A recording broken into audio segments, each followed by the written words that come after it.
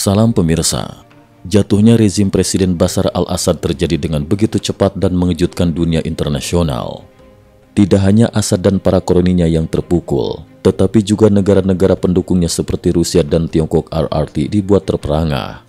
Hal ini menimbulkan efek domino yang luar biasa, termasuk hilangnya investasi besar yang telah mereka kucurkan untuk menopang kepemimpinan Assad.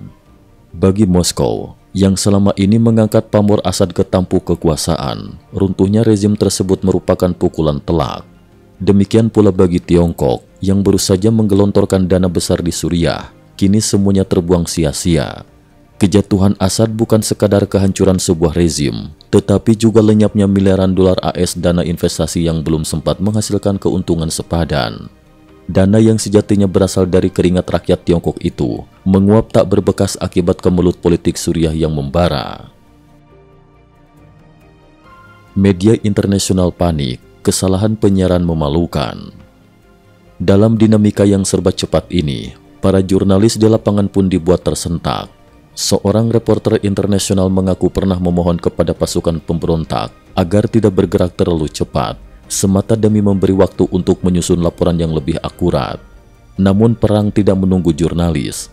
Saat siaran langsung membahas pasukan pemberontak yang menuju Damaskus, ibu kota itu ternyata sudah jatuh. Situasi tersebut menciptakan momen canggung yang memaksa para pewarta mengejar laju kenyataan yang berlari jauh di depan mereka.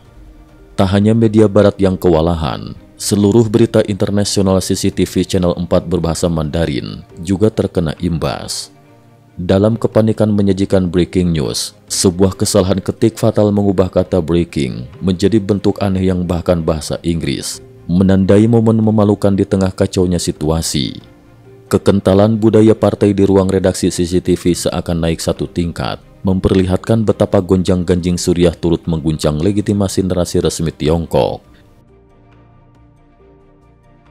Tiongkok dan ramalan para pakar yang meleset. Jatuhnya Damaskus memunculkan pemandangan memalukan bagi pendukung Assad di Tiongkok, termasuk pakar-pakar pro-rezim yang selama ini tampil meyakinkan di layar kaca. Pada 23 September tahun lalu, media sempat memberitakan kunjungan Assad ke Tiongkok saat Presiden Xi Jinping meresmikan kemitraan strategis dengan Suriah. Ironisnya, mitra strategis yang dibanggakan itu justru berakhir tragis. Beragam prediksi dari pakar keamanan seperti Profesor Chin Chandrong yang mengatakan pasukan pemerintah Suriah hanya mengalami keterkejutan sementara, kini terdengar seperti lelucon pahit. Seorang pakar masalah Timur Tengah dari Lembaga Studi Arab di Tiongkok, Li Shaoxian, beberapa hari lalu menegaskan bahwa kemungkinan pemberontak menumbangkan pemerintahan Assad sangat kecil karena sokongan Rusia dan Iran. Kenyataan di lapangan membuktikan sebaliknya. Para pengamat internet di Tiongkok pun mencibir rentetan prediksi meleset ini, menyebut mereka hanya sebagai corong rezim yang tak pernah benar dalam memetakan realitas politik global. Investasi hangus dan arah baru yang gelap. Tiongkok, yang telah menjadikan Suriah sebagai simpul penting proyek satu sabuk satu jalan, Belt and Road Initiative di Timur Tengah, kini menghadapi kerugian masif. Sebelum perang saudara meletus, investasi Tiongkok di Suriah mencapai lebih dari 5 miliar dolar AS, dengan perusahaan energi raksasa seperti CNPC dan Sinopec terlibat aktif.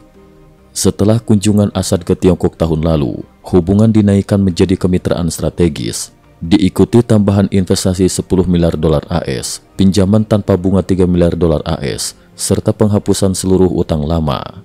Namun kini seluruhnya musnah bagi asap di atas puing-puing Damaskus. Banyak warganet Tiongkok mengejek kebiasaan media pemerintah yang dulu mengagumi kesederhanaan Assad, mulai dari sepatu kulitnya yang usang hingga citra sang istri yang dipuja bak selebritas kampus. Padahal, diam-diam istri Assad pernah dilaporkan membeli 19 apartemen di Moskow, nilai yang fantastis dan jauh dari image kesahajaan. Prahara pasca runtuhnya rezim, dokumen rahasia pelarian dan mata uang tak bernilai. Dengan ambruknya pemerintahan Assad, pasukan pemerintah tercerai-berai, seragam militer dan senjata ditinggalkan begitu saja, sementara banyak tentara kabur ke Irak. Mata uang Suriah pun jatuh bebas. Uang pon Suriah berserakan di jalanan, menjadi sampah karena nilainya terjun bebas. $1 AS setara 13.000 pon Suriah. Belum hilang kekacauan, dokumen-dokumen rahasia yang gagal dimusnahkan tepat waktu ini berpotensi menjadi bom waktu bagi negara-negara yang pernah menyokong Assad. Rusia sendiri telah menawarkan suaka bagi Assad dan keluarganya pada 9 Desember 2024, menandai berakhirnya rezim lama. Pertanyaan sinis pun muncul, mengapa tidak meminta suaka ke Tiongkok? Di sana, Assad mungkin bisa menjadi tokoh spiritual dadakan di kuil Lingyin atau mengajar sejarah cemerlang Assad di kampus-kampus yang dulu mengeluh-elukannya. Rusia dan Tiongkok gigit jari, Israel dan AS bergerak cepat. Ketika Damaskus jatuh, tentara Rusia bahkan ikut bergegas keluar dari Suriah, dilempari batu oleh warga yang kesal. Di Moskow, Kedutaan Besar Suriah cepat-cepat menyingkirkan bendera lama Assad. Pada saat yang sama, Israel melancarkan serangan udara besar-besaran ke sasaran strategis di Suriah, termasuk gudang senjata dan pabrik senjata kimia. Pergerakan Divisi 210 Tentara Pertahanan Israel ke perbatasan Suriah Israel adalah langkah antisipasi. Meskipun rezim Assad runtuh, Israel tidak merasa lebih aman. Pemberontak yang kini berkuasa juga memiliki agenda sendiri yang dapat mengancam Tel Aviv, Yerusalem hingga Gaza. Sementara itu, Amerika Serikat tidak tinggal diam. Beberapa hari terakhir, AS menggempur markas dan kamp ISIS di Suriah dengan pesawat pengebom B-52, pesawat serang A-10, hingga jet tempur F-15. Dengan banyaknya faksi pemberontak, sisa pasukan pro-Assad, milisi Kurdi, kelompok di bawah pengaruh Turki hingga ISIS, panorama geopolitik Suriah berubah menjadi palagan yang semakin ruwet. Harapan tipis di tengah kabut kelam. Pemimpin pemberontak Suriah, Abu Muhammad al-Jolani, muncul di Damaskus dan mengumumkan garis besar rencana politiknya.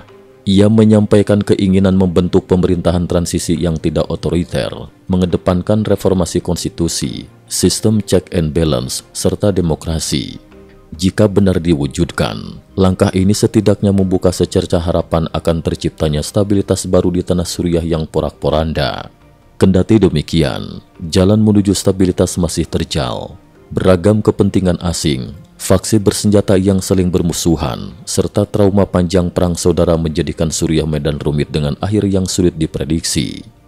Di balik runtuhnya rezim Assad dan ambisi para pendukung asingnya, rakyat Suriah tetap menjadi pihak yang paling rentan, menanggung beban terberat dalam pergulatan menuju babak baru sejarah negeri mereka. Cukup sekian dulu, terima kasih atas perhatiannya. IT News juga memiliki channel di platform kancing.com. Mohon kunjungan dan bantu subscribe agar bisa mengikuti perkembangan dunia tanpa batas. Terima kasih. Link Kancing ada di dalam description.